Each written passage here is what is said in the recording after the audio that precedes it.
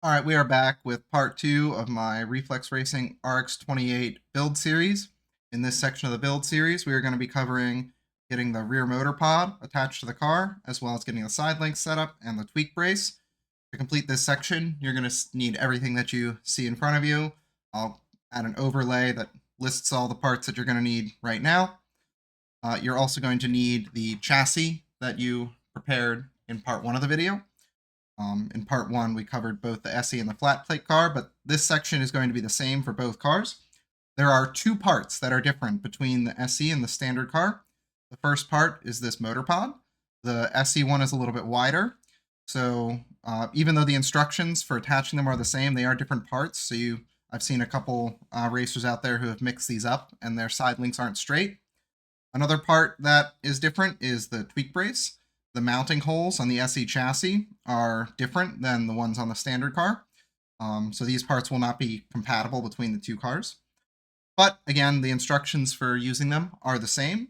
Without further ado, let's get these parts out of the way and get started. We're going to start by setting up the motor pod.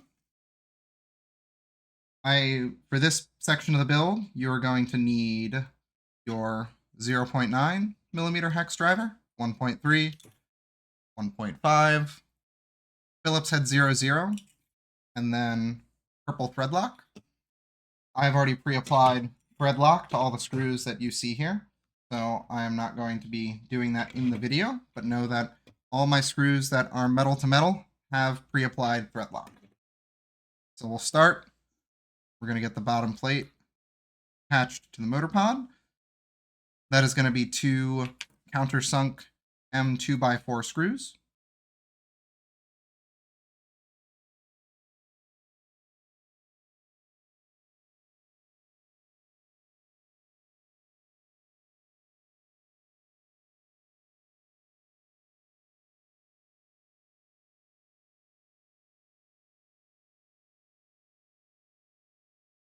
And then we're going to get the center pivot. That's just going to be one of the hard-coated 3.5 millimeter ball studs.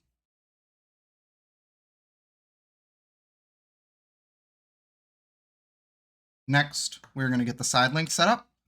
I've already prepared this one. So we're going to go ahead and get this one ready. For this, we're going to need two 3.5 millimeter balls. We're going to need two. We're going to need four for the total car, but for each individual side, we're going to need two 2x3 millimeter countersunk screws. One thing I see commonly is that people mix up the 2x3 and 2x4 millimeter countersunk screws. You want to make sure that you're using the 2x3 ones to mount the side links to the car. 2x4 ones will be too long, and your side link will not be tight against the chassis.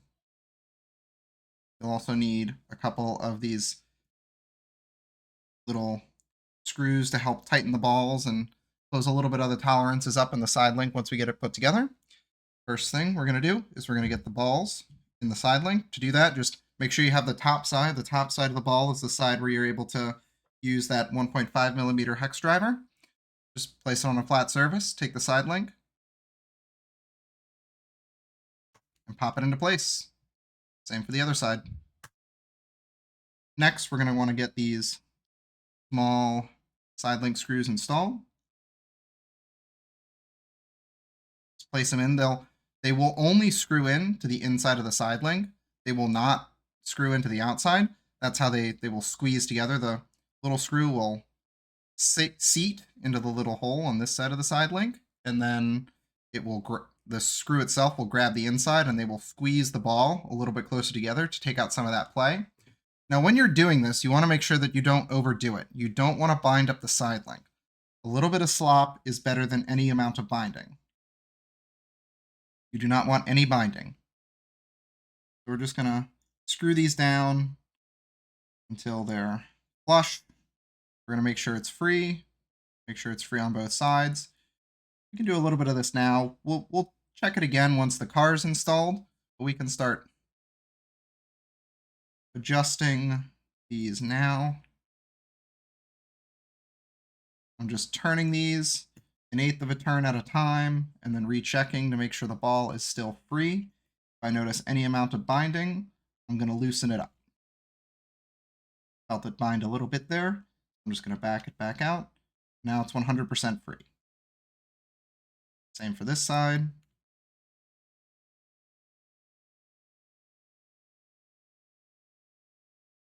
All right, that is that side link prepared. We're going to go ahead and get the side links installed on the car. Again, 2x3 countersunk screws. For this, you're going to use the 1.5 driver for the ball and the 1.3 driver for the countersunk screw. Make sure these are thread locked. I've pre-applied thread lock. If you do not have thread lock on these screws as you're driving, you risk the car coming loose. First thing I'll do is I'll get the screw finger tight. I'll just hold the one side of the car, but then I'll go back with the 1.5 driver. Make sure you do not overdo this. You don't want to over tighten these screws. You will strip something. Just 2 fingers of pressure. And that's it. Go ahead and get the other side.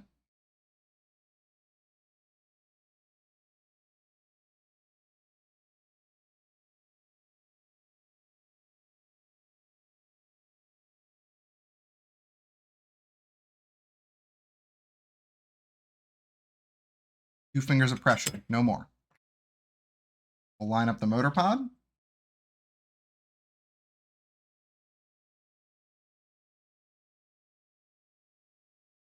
This can be a little tricky. You kind of got to hold everything together.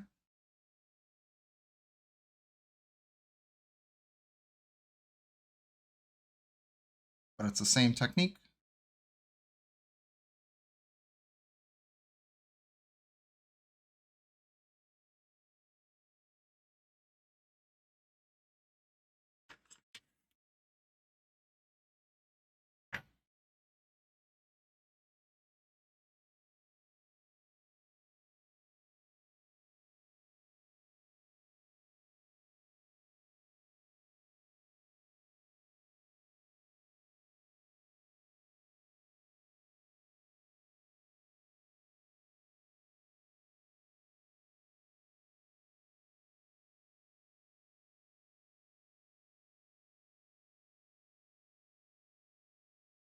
All right, now that we've got the motor pod on the car, we just want to, again, double check. Make sure it is completely free.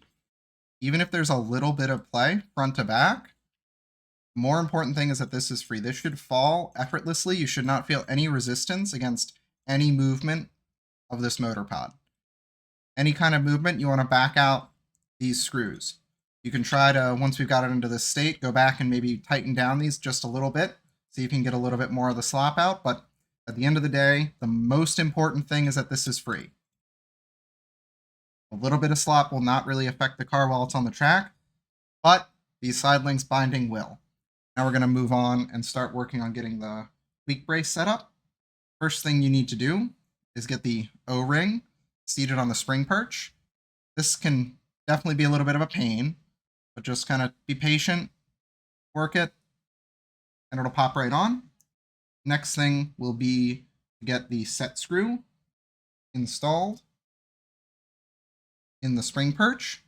I'll usually install it to the point where there's at least 3 millimeters of screw still above the spring perch.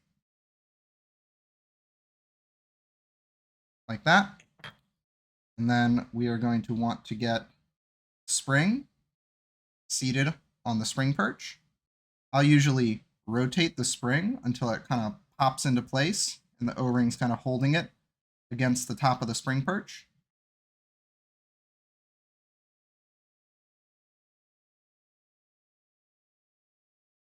Like so. Next, we're going to get out the tweak brace, and we are going to install the spring perches in the tweak brace. Some people find that the screw holes for the set screws for the spring perches are a little tight. If you're kind of struggling to get it to go to install in the tweak brace, what you can do is use just one of your regular button head 2x4 millimeter screws, which will get a little bit more torque on, and kind of pre-thread it. And then take it back out.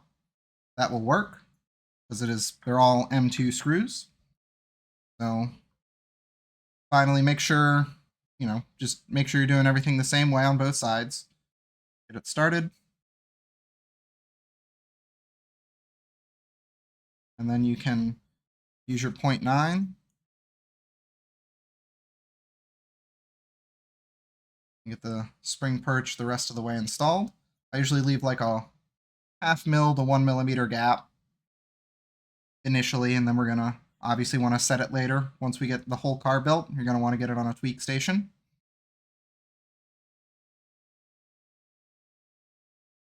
Same thing.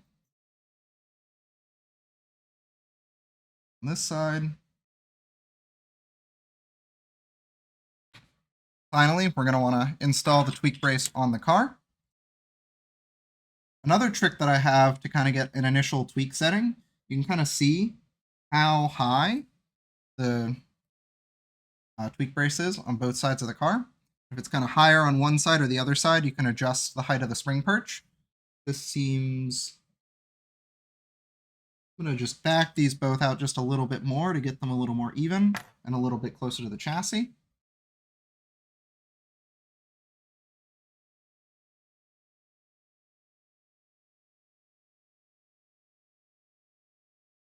And I'm just looking to compare like how high the tweak brace is on each side of the car. And I just want them to be even to get a decent initial setting. Usually do not want them pretty much above the bulkhead at all. And that's it. Finally, we are going to use two M2x4 button head screws to screw the tweak brace into the car.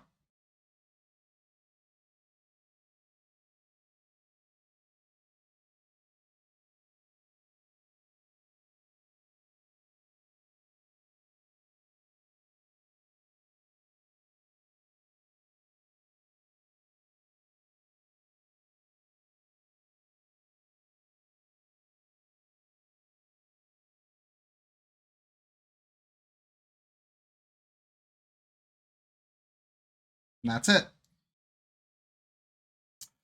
Alright, I'm back. In my effort to keep these videos short, I, again, for the second time, forgot a small step. I forgot to install the second ball on the other side of the tweak brace. It's fairly straightforward. One trick, whenever you're checking your tweak, you need to take the side links off the car. And to do that, you don't really want to pop them off with these balls because these balls have a little bit of extra support to keep you from stripping them. So you're likely to bend the plastic if you try to just pop the side link off. So one kind of small trick you can do is when you're building the car, if you put just a little very, very, very tiny drop of super glue on the underside of the button head 2x6 button head screw when you install it, the screw will stay in place if you just unscrew the ball from the side link. I may demonstrate that in a later video, but to get this side attached, you're going to need a 2x6 screw, a 1mm shim, and then the 3.5mm ball. Get it all seated, and then use the 1.5 driver. Make sure it's tight, but not over tight. And this time, we are now done with part 2 of the Reflex Racing Champions Edition build series.